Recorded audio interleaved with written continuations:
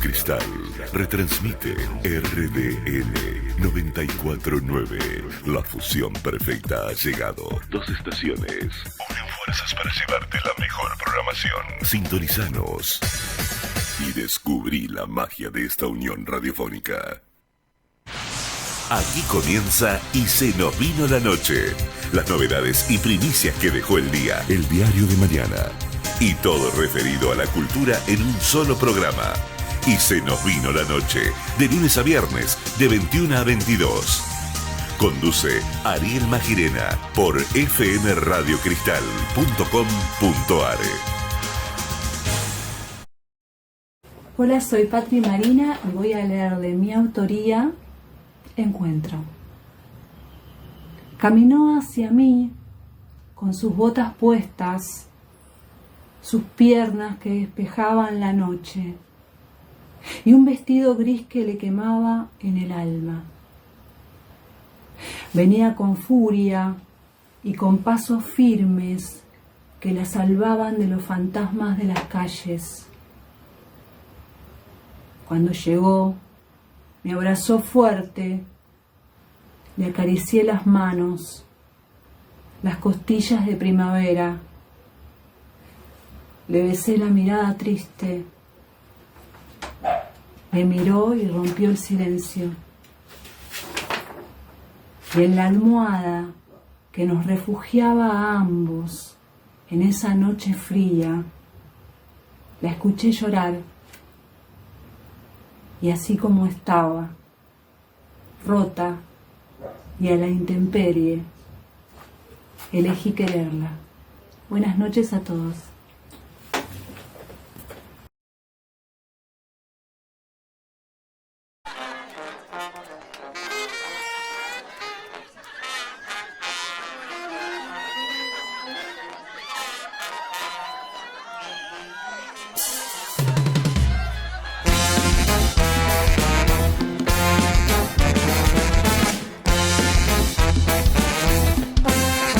Buenas noches y bienvenidos otra vez a Y se nos vino la noche. Hoy es lunes y como toda la semana estamos de lunes a viernes entre las 21 y las 22 para compartir un poquito de cultura, poemas, así como abrimos con este pedacito de amor que nos convidó la poeta Patri Marina Pérez Novo, autora de un poemario delicioso que se llama Aquel refugio azul, pero también un poquito de información y el resto del universo de la cultura. Como ya saben, considero a la política como hija de la cultura, así que, y a la actualidad como mi ejercicio, el ejercicio que me ha dado la vida durante las últimas décadas, ¿no? De eso, así me he ganado el pan.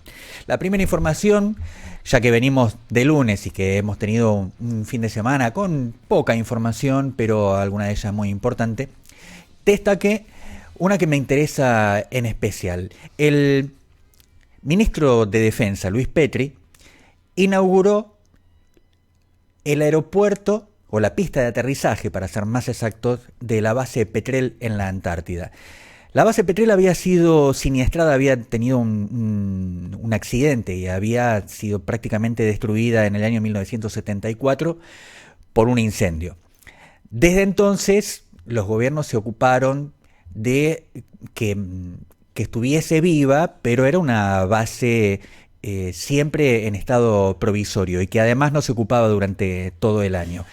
Recordemos que la Argentina tiene presencia en la Antártida desde hace 120 años en forma ininterrumpida. La base de Petrel es una base muy importante para la investigación científica también. Y hasta ahora, mientras se estuvo construyendo la nueva pista de aterrizaje, los aviones necesitaron esquíes y la comunicación también necesitaba de expertos esquiadores militares, por supuesto, que forman parte de la delegación militar y científica que está en la zona más austral de la Argentina. Lo sobresaliente es que si bien se dio a conocer un comunicado mediante el cual destacaban que había sido inaugurada esta pista, lo que inauguraron fue una obra del gobierno de los Fernández, porque en el año 2021 es cuando se le destinan los fondos para finalmente, la base estaba en condiciones, pero no en condiciones permanentes, como ya decía, para tener preparada la pista de aterrizaje. Llegó el primer avión a la base y el ministro Petri la inauguró. Digamos, para un gobierno que no quiere o al que le molesta y que siempre critica por ejemplo, al gobierno anterior, que dice, al que acusa de inaugurar obras varias veces. Bueno, el gobierno ha por fin inaugurado una obra y no la hizo el gobierno. ¿Qué se le va a hacer? Otra de las informaciones importantes del fin de semana tuvo que ver con la visita que hizo el presidente Milei al Salvador, donde Bukele comienza su segundo mandato. Bukele hizo un cierre de su primer mandato y un compromiso para el segundo. Recordamos, y por esto además tuvo relevancia en todo el mundo, Nayib Bukele declaró la guerra a las maras. Esa fue la primera de sus promesas de campaña. Y una vez que estuvo en el gobierno, lo primero que se ocupó de resolver. Hubo meses largos, hubo problemas, sobre todo problemas económicos. Hay un problema social importante en El Salvador. Y Bukele se encontró con que el accionar de las maras, un modo muy particular que existe en Latinoamérica de trabajar en grupos que son en realidad grupos mafiosos, pero de una violencia que verdaderamente conmueve.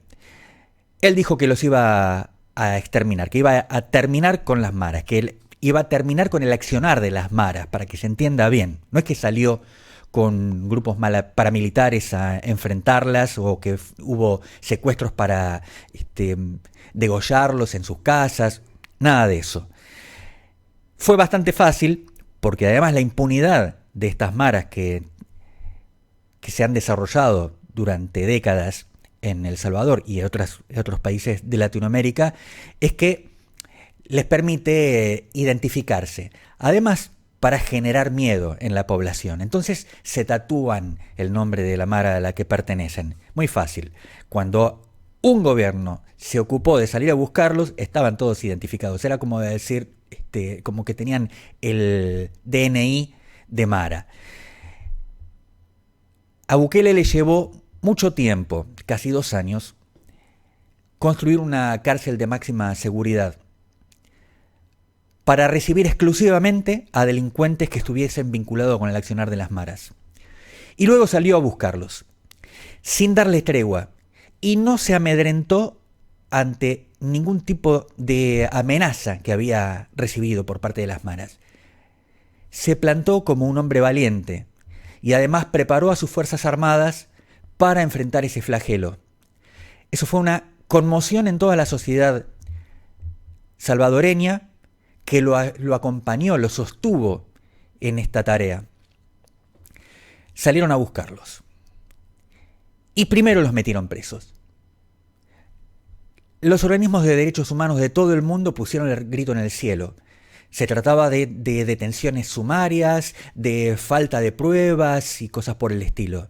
Y además de tenerlos hacinados, mientras las razias se llevaban cientos o de a cientos de delincuentes a esta nueva cárcel, modelo, a los que mantenían incomunicados, y las imágenes los mostraron desnudos para no tener la sorpresa de ese tipo de armas que se pueden crear en las celdas con cualquier elemento.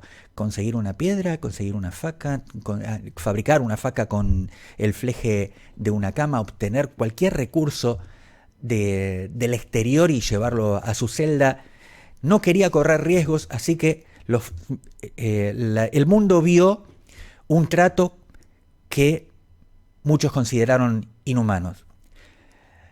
Las maras respondieron con amenazas y salieron a atacar a la población civil.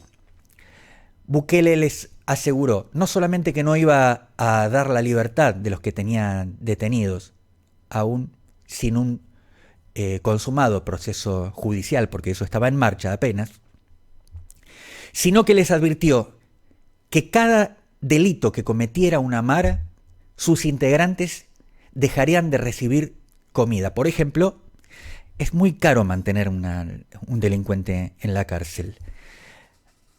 Es caro además incorporarle proteína. Por ejemplo, la comida que viene a ser sustancial, especialmente en Latinoamérica, la proteína es el pollo. Un lujo la carne de cerdo. No es la comida habitual a la que estaba acostumbrada Argentina, ya que ahora también tiene que contentarse más de la mitad de la población con menos que eso, menos incluso que los presos en las prisiones de Bukele. Y les dijo, si siguen molestando, no habrá pollo en el arroz. Y no se va a detener esta guerra, porque es una guerra. Y finalmente hay un punto en el cual El Salvador aparece pacificado. El cumplimiento de una promesa electoral tan importante como este le permitió a Nayib Bukele triunfar con el 65% de los votos. Y además esa representación se ve efectuada también en una mayoría en el Parlamento inédita. Él ahora se prepara para una nueva etapa de gobierno y promete encarar directamente los problemas económicos. No pudo, durante sus primeros 5 años y medio, hasta el momento de la campaña electoral, hacer las reformas que él hubiera querido, y además estaba de alguna manera improvisando. Una de las metodologías utilizadas es la que preconiza el propio Javier Milei, que fue uno de los mandatarios presentes en la ceremonia de reasunción de Bukele. Bukele se atrevió a compulsar la infravalorada moneda de su país con el circulante en dólares que hubiese. Hubo una libertad de monedas e incluso hizo una inversión del Estado en criptomonedas, especialmente en bitcoins. Esto le produjo un problema. Recuerden que hace 2 años el Bitcoin bajó a menos de la mitad de su cotización. Con esto bajaron dramáticamente las reservas de El Salvador. El Salvador necesita una economía en serio y él estaba apenas en condiciones de garantizar una economía. Hay mucha derrota social en El Salvador. Sin embargo, tiene un 29% de pobres. 29% es una cifra dramática en cualquier país del mundo. Claro, es prácticamente la mitad de lo que hay en la Argentina. Tiene una deuda externa de 30.000 millones de dólares, que representan el 84% de la capacidad productiva de su economía. Esto no le permite tener una economía productiva. A ella es a la que se enfrenta entonces en este nuevo mandato. Recibe El Salvador porque su población emigra, especialmente a Estados Unidos, pero también a Europa, para conseguir trabajo. Remesas por 8.000 millones de dólares por año. Esto representa el 24% de su PBI. Imagínense lo importante que es. Sueña Bukele con darle una capacidad productiva a El Salvador por hacer una repatriación de aquellos salvadoreños que fueron expulsados por la economía y por la realidad social. En este derrotero de su gobierno,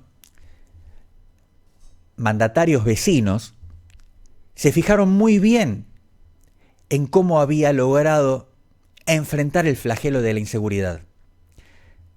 Entre ellos, Pablo Noboa, que estuvo presente en en la ceremonia de reasunción, o Xiomara Castro. Por derecha o por izquierda, están intentando en sus países, en Ecuador y en Honduras, enfrentar con mano firme el flagelo de la inseguridad. Y hablamos de dos países donde la inseguridad también es un problema muy, muy grave. La proliferación de las mafias o la concentración del poder, porque hubo guerra entre mafias y hubo concentración de poder entre mafias en Ecuador, gracias a casi un cuarto de siglo de dolarización. ¿Por qué sucede esto en un país que dolariza?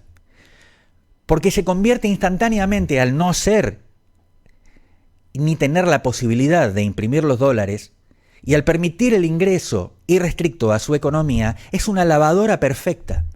Entonces las mafias internacionales eligen esos países para sentar su poder. Lo que puedan usar del mercado internacional de por ejemplo, de trata de personas o de tráfico de armas o de drogas, lo van a lavar a donde están asentados, en El Salvador o en Ecuador. En El Salvador hubo una guerra declarada que parece haber sido equilibrada. Antes el Estado no estaba en condiciones de enfrentar ese flagelo. En Honduras, sin la dolarización, pero sí con un tránsito de los dólares hegemónico, podríamos decir, en su economía, laboratorio preferencial del proyecto hegemónico estadounidense, gran parte de su Producto Bruto Interno lo debe al mantenimiento que hace en la base de Palmerola de Estados Unidos. Tiene una base militar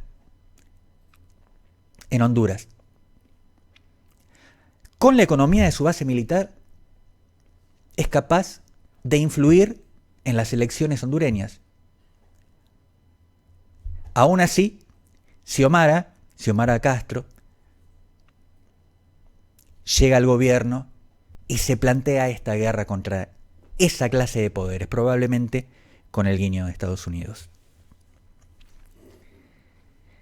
Pese a que Milei propone este tipo de liberalización en la economía de la Argentina, que costó tanto a El Salvador, a Honduras y especialmente a Ecuador, que tiene su economía definitivamente dolarizada, Bukele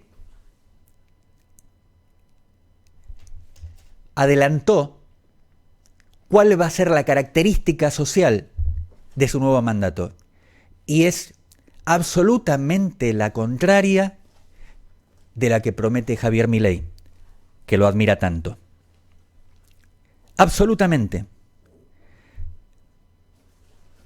Estoy buscando, porque hoy me lo enviaron colegas que hicieron un trabajo de cobertura excepcional, tanto en las elecciones como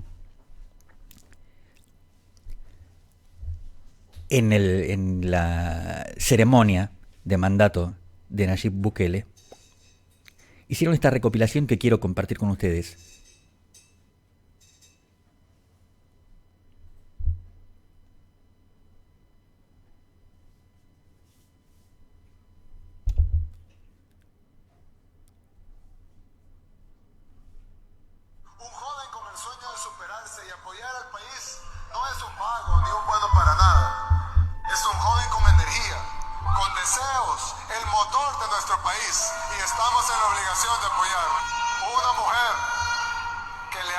Ser madre y padre, que debe mantener y a la vez cuidar a sus hijos. No es una carga social, es una oportunidad de ayudarle a ser productiva para su país y darle una mejor calidad de vida a su familia. Un adulto mayor que ya no puede trabajar y que no goza de pensión, o que su pensión es muy pequeña, no es una carga. Ellos ya nos dieron demasiado. Es hora de que nosotros le devolvamos un poquito de todo lo que ellos nos dieron a nosotros. Estamos en la obligación de cuidar de ellos, si queremos llamarnos seres humanos y queremos llamarnos hijos de Dios. Un niño que no tiene de comer se le debe dar comida. Y nosotros, como seres humanos, estamos en la obligación de brindarle alimento. Esto es lo que piensa Nayib Bukele sobre la asistencia social. Nayib Bukele, el tipo que valientemente enfrentó a las maras y que logró poner justicia en el terreno de la inseguridad, ahora se propone un Estado presente que no soporte el hambre de los niños, que asista a los abuelos, a los enfermos, a los más débiles y que le dé trabajo a los jóvenes. Ojalá el presidente Milei se sienta inspirado un poquito por este compromiso, porque además no se trata de que ahora ha descubierto el flagelo social en su país. Lo primero que hizo fue generar alternativas de asistencia social, que han resultado insuficientes, naturalmente, han resultado insuficientes.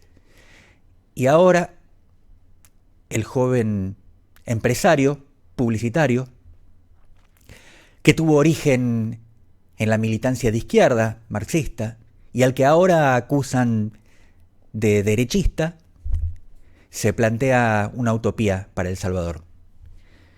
No sé, yo no lo conozco, no tengo idea cómo se manejará la cuestión del poder en El Salvador. Pero si estos propósitos son honestos, espero que lo consiga. Hay más información. Ocurrió también en Latinoamérica. México tiene a la primera mujer presidente de su historia. Ocurrió más de 50 años después de que la Argentina tuviera la primera mujer presidente en el mundo, que fue Isabel Perón. En su país también obtuvo un apoyo después del desgaste de 6 años de gobierno de López Obrador, un apoyo superior al 65%. Pareciera una nueva etapa para Latinoamérica, donde puede haber lugar para los experimentos y también puede haber lugar para el estado de bienestar, porque algo que sorprendió fue precisamente ese tipo de promesa de una presidente, Claudia Sheinbaum, que se define como una mujer de izquierda. Bueno, a nosotros nos llama la atención, ¿no es cierto?, qué debe significar la izquierda en estos momentos en el mundo, caída la Unión Soviética y con una expresión que todavía está en estudio de izquierda en China, ¿no? Que mantiene un régimen y no se parece mucho al socialismo leninista. Un gobierno que llega por voluntad de las masas y sin necesidad de una revolución cruenta. Lamentablemente el presidente Milei, que ya había tratado de inoperante a López Obrador, tardó muchas horas en hacer un comunicado en relación con esto, que seguramente fue la ceremonia más importante del acontecer político del continente. nos venimos a la Argentina de nuevo, y esto tiene que ver con el día de hoy. Ya asumió Bukele, ya asumió Claudia. Y además de que Petri el fin de semana estuvo inaugurando obras de los Fernández, hoy hubo una oportunidad de recordación y de reivindicación y de lucha y de presencia en las calles de las mujeres argentinas, inauguradoras de un movimiento mundial que se llamó y se llama Ni Una Menos, merced al impulso que le dieron unas mujeres jóvenes que además son colegas periodistas.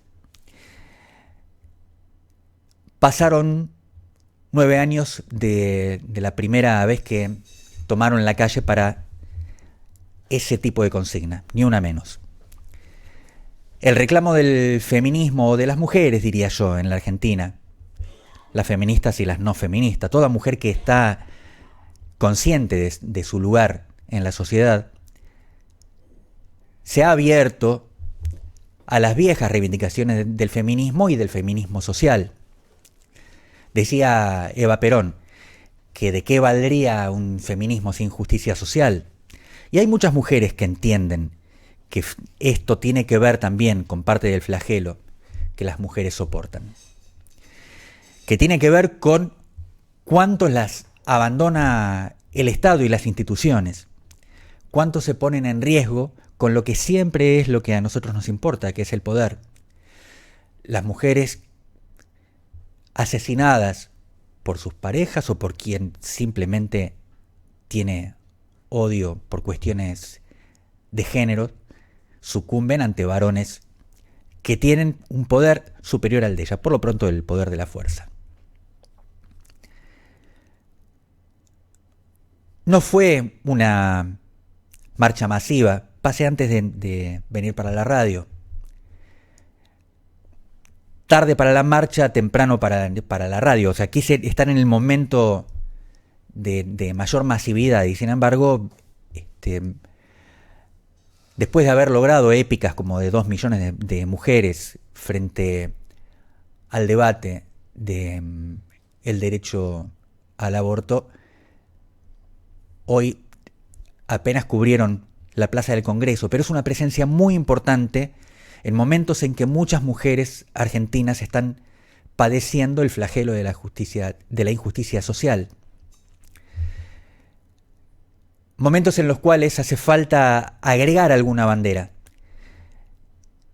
ya que vimos que no alcanzó con políticas de género que enarbolaba el gobierno que pasó, porque de hecho se creó un organismo que presuntamente debía entender sobre el mejor vivir, especialmente para las mujeres argentinas, aunque también estaba la cuestión de las disidencias de género. Y se dio la paradoja de que el gobierno que creó y que le dio un presupuesto superlativo a ese ministerio, tuvo o entregó al final de su mandato a 7 de cada 10 niños en pobreza. Y usted me dirá, bueno, ¿qué tiene que ver? Estamos hablando de los derechos de las mujeres. Les quiero advertir que el 100%, todas las mujeres, madres de esos niños, a ver si me doy a entender, el 100% de las madres de ese 70% de niños en pobreza son mujeres pobres. Son mujeres que no han sido alcanzadas por las políticas de género.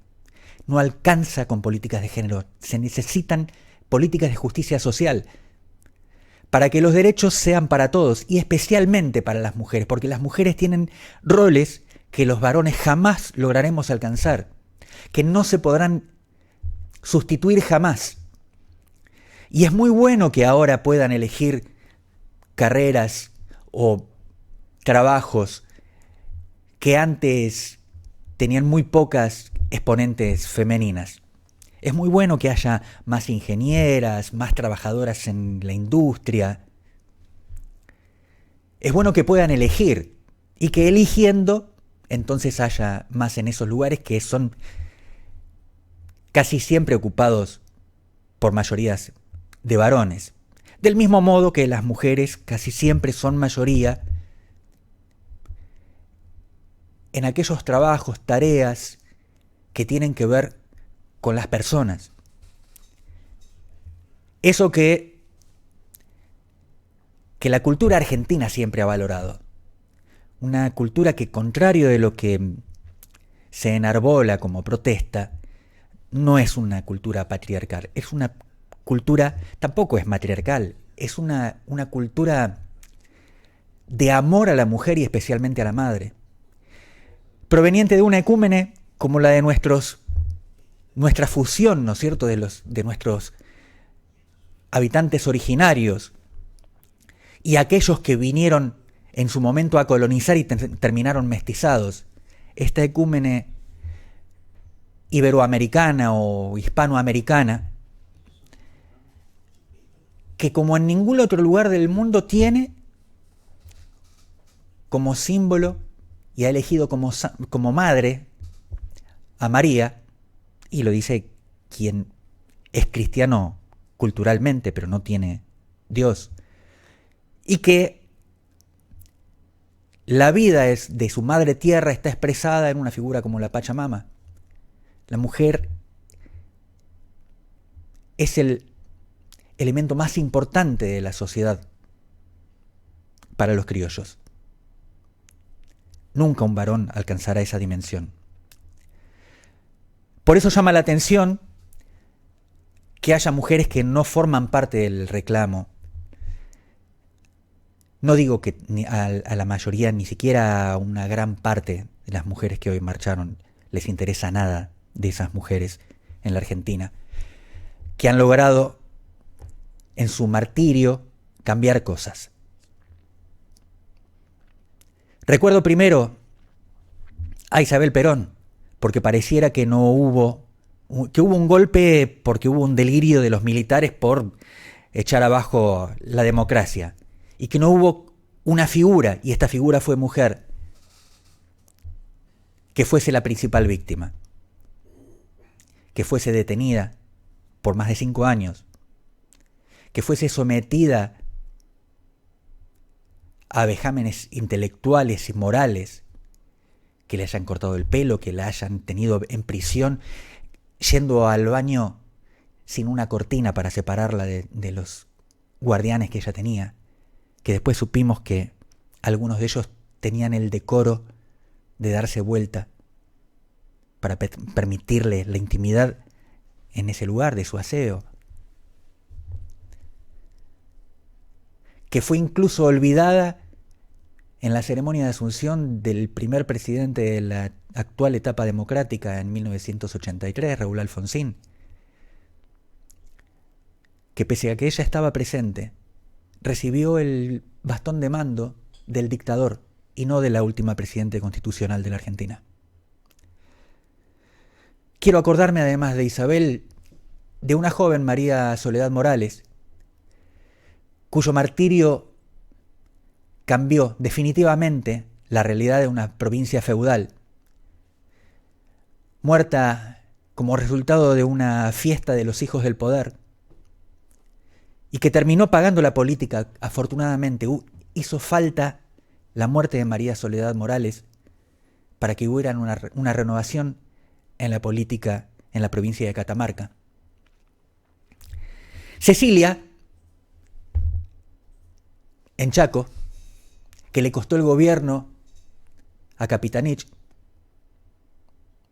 que el año pasado supimos de su desaparición y la presunción de su asesinato, todavía no esclarecido, pero que con su martirologio también cambió el destino de su provincia. Natacha Haidt, Natacha era una chica de los medios y que se había atrevido a denunciar trata de mujeres. Claro, tal vez alguien quisiera objetar a Natacha moralmente, pero pagó su valentía. No digo que... No quiero negar si ella eventualmente se suicidó o se murió en una sobredosis. Es que no ha sido esclarecido eso. Pero sobre todo, no hubo una manifestación de sus congéneres, ni siquiera en estas fechas, para decir, acá hay una mujer a la que podemos objetar un montón de cosas de su vida privada, pero que se atrevió a denunciar el abuso de niños, por ejemplo, cometidos por gente conocida, algunos famosos, llamados del ambiente, nacidos varones, ¿eh? Y por último, lo que ya mencionamos, cuando hablamos del Ministerio de Mujeres o de Diversidad. Las madres de esos, hoy, más de 10 millones de niños pobres en la Argentina. Todas ellas mujeres, lamentablemente olvidadas en el día de hoy, por lo menos, para los medios.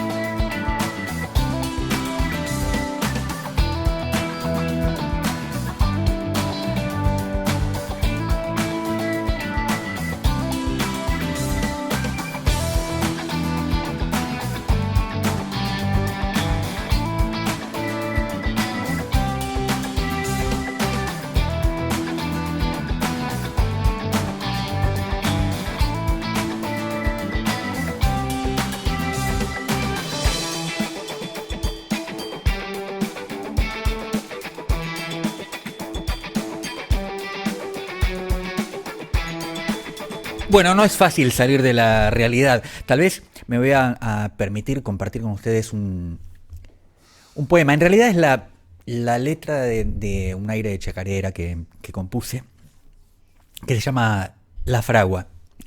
Tiene mucho que ver con la realidad. Ha quedado un poquito desactualizada porque en ella hablo de que la mitad de los niños lloran por hambre y resulta que tenemos a 8 de cada 10 niños con hambre. Lo que ocurrió entre el inicio de la segunda década del siglo XXI y hoy, promediando la tercera década, fue precisamente eso, que justo los únicos que no son responsables de todo lo que le ha pasado a la Argentina, los únicos que no le hicieron daño a la Argentina y que reciben permanentemente todo el daño son los niños. Otro día seguramente lo voy a cantar, pero hoy les voy a recitar la letra. Todos los ríos comienzan en el cielo. La misma agua que derrama vuelve a empezar. Los saberes se pierden con los maestros cuando su lengua ya nadie sabe hablar. ¿Será porque a la suerte llaman fortuna que hacen fortuna para nunca perder? Que los pobres no tienen suerte ninguna, cuando ser pobre es lo que ha tocado ser. El músculo que se aferra del andamio vale nada en el momento de caer. La oveja que se escapa del rebaño solo cambia de quién se la va a comer. El grito de los pobres nunca se escucha. Es que ser pobre es no poder esperar. Maldito el que propone dejar pasar el tiempo sobre el cadáver del que no pudo más. Las respuestas a todo ya están escritas y dichas, solo hay que saber escuchar. La sangre que regó esta tierra bendita pide que nos entregue la libertad. La mitad de tus hijos llora por hambre. Los dones de la Pacha cruzan el mar. ¿De quién es nuestra historia si es que no es nuestra? Somos el indio y a los que vio llegar. Es tan corta la vida que solo sale si se mida en gotas de felicidad. Tan fácil y tan simple que ni si no sale es que erramos y nos dejamos mandar. Siempre es aquí, pero también siempre es ahora. Es el lugar, también la oportunidad. Maldito el que propone dejar pasar el tiempo sobre el cadáver del que no pudo más. Se llama La Fragua. Y es mi pensamiento en relación con los que siempre nos están pidiendo paciencia. Con quienes dicen, bueno, pero ¿qué querías? Hubo una pandemia. Claro, si hay guerra en Ucrania y nos costó, eso repercutió en todo el mundo. Hay que darle tiempo. Siempre aparece alguien que te pide que hay que darle tiempo. A este mismo gobierno que duplicó la inflación desde el momento que llegó y que sigue sumando inflación, aunque como es más bajo el guarismo que cuando hizo el primer ajuste brutal, nos convence de que es la inflación la que está bajando. En este contexto en el cual los viejos dejan de comprar los medicamentos porque no les alcanza la jubilación y las familias dejan de comprar comida, con el resultado trágico de lo que esto trae. Un niño que no es alimentado correctamente, que no recibe proteínas entre el vientre y los 4, 5, 6 años de edad, no alcanza nunca su plenitud intelectual porque no termina de desarrollar adecuadamente su cerebro. Esa es la clase de personas que quieren que sean mayoría en este planeta. Y algunos se dirán humanistas proponiendo que los pibes no vengan. Pero vivimos en una patria que está deshabitada. Vivimos en un desierto. Y gracias a que es un desierto, los poderes internacionales se abusan de nosotros. Tenemos una patria tan extensa, desde la Quiaca hasta el Polo Sur. ¿Se acuerdan la gira de León de Ushuaia a la Quiaca? Era la mitad de la Argentina. Dejamos afuera una extensión tan importante como esa y que abarca también nuestra plataforma marina. Miren si será nuestra plataforma marina y las propias Islas Malvinas. Que hay momentos del año en que la bajamar hace que el fondo oceánico tenga partes en las que está a solo 10 metros de profundidad. Díganme si eso no es territorio. ¿O acaso se achica México porque año tras año pierde algunos milímetros de su ciudad capital por erosión del mar? En la Argentina, un país productor de alimentos por excelencia y dueño de recursos apetecidos por todo el mundo y de una belleza que ya conocemos y de la que hablamos tanto, y de una riqueza cultural también que nos enorgullece. Vivimos tan pocos y no podemos vivir que es inaudito. Uno solo de los recursos de la Argentina, el que quisiéramos elegir, que comercializáramos hasta su extinción con el mundo que lo quiere, que lo apetece, alcanzaría para que todos viviéramos sin trabajar, pero no queremos eso. Los argentinos somos dignos de nuestra criollidad.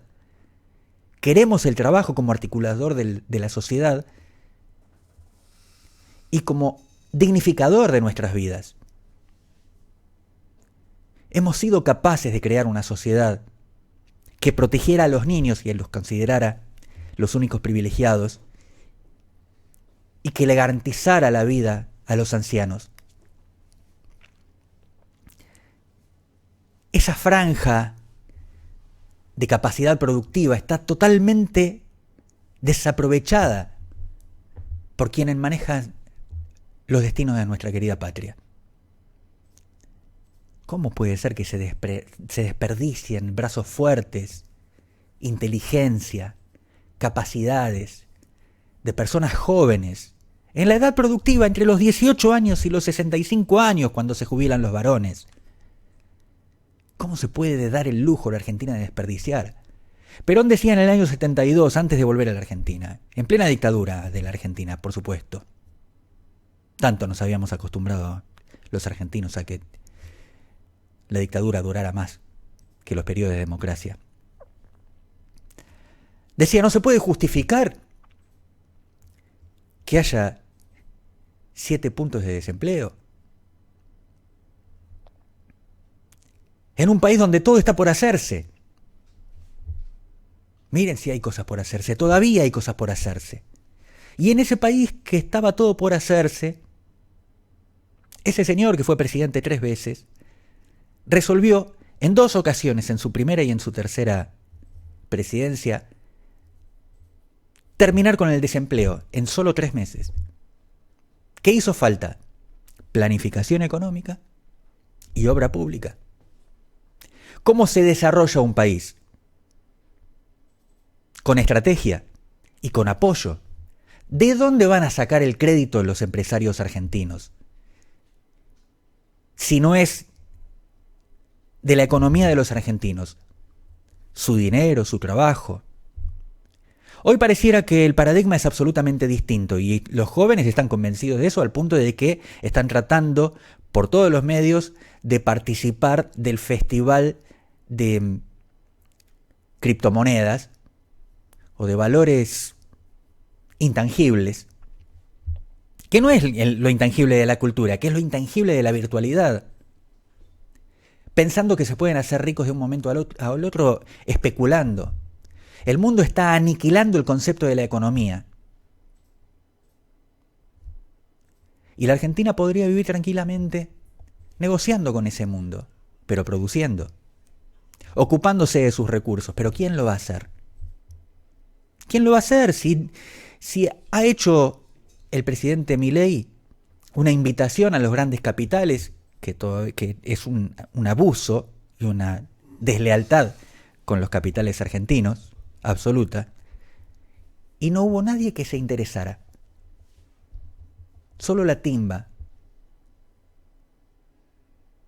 que es el capitalismo financiero, ese capitalismo que transmutó. Era mucho más fácil antes de la década del 70, porque todavía regía el análisis sobre un capitalismo que se apropiaba de la plusvalía, que es la fuerza de trabajo del que elabora. Quedarse con la renta. Un trabajador produce, recibe un sueldo y esa renta extraordinaria se la apropia del patrón. Eso se llamaba plusvalía. Dentro de esas leyes, el mercado tenía también cosas que estaba vinculado al consumo. Por eso se les ocurrió un sistema de consumo que Perón calificó un sistema de despilfarro.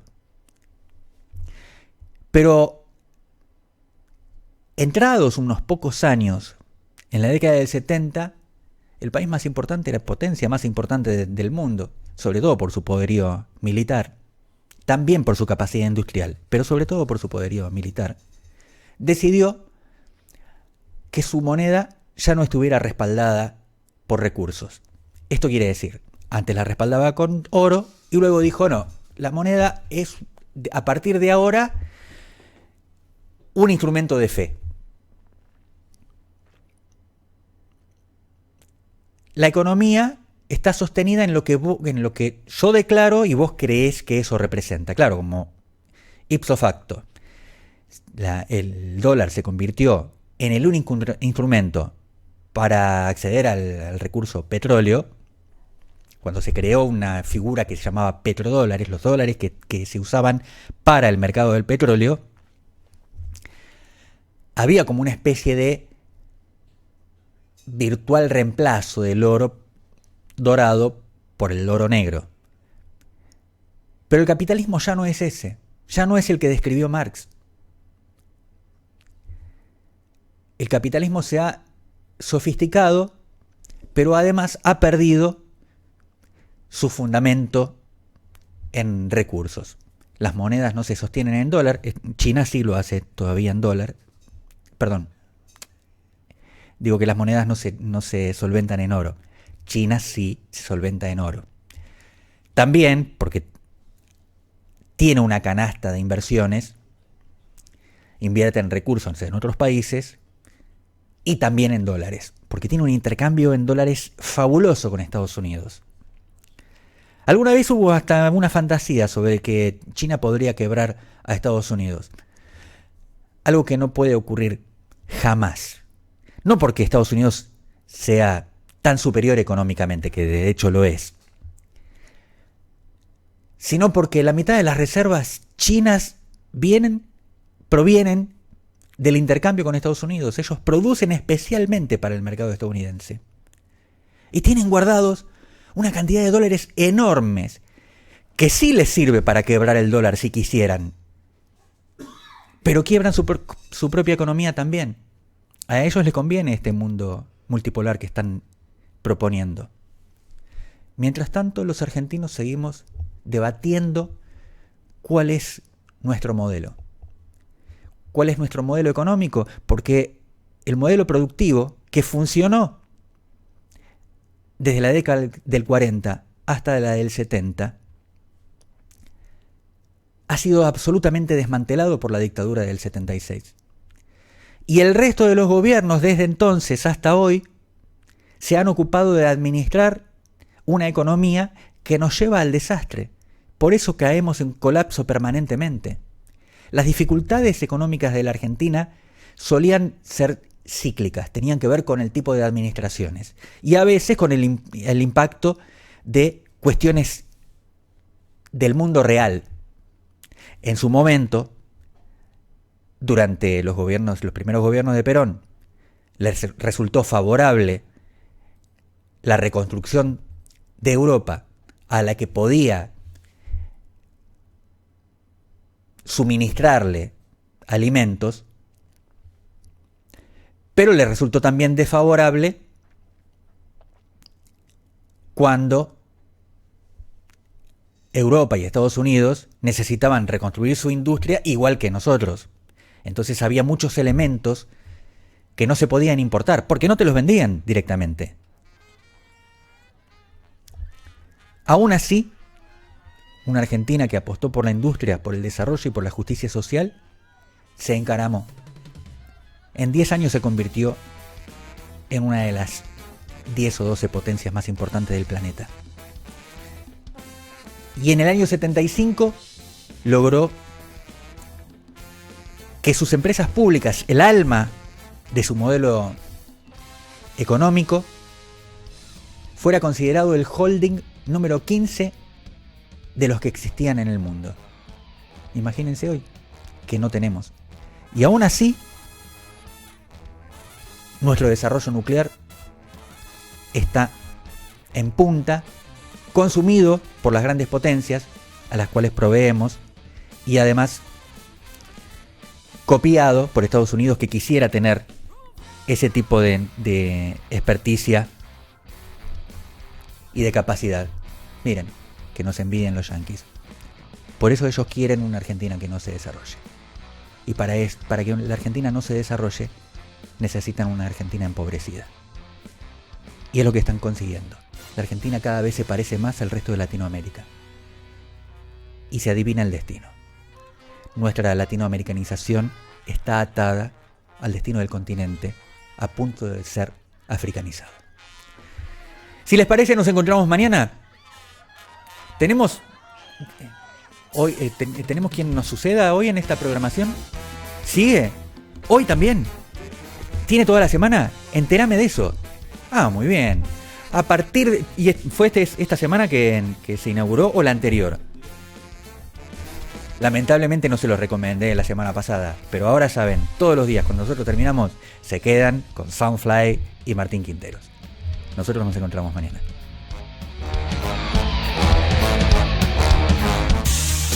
Esto fue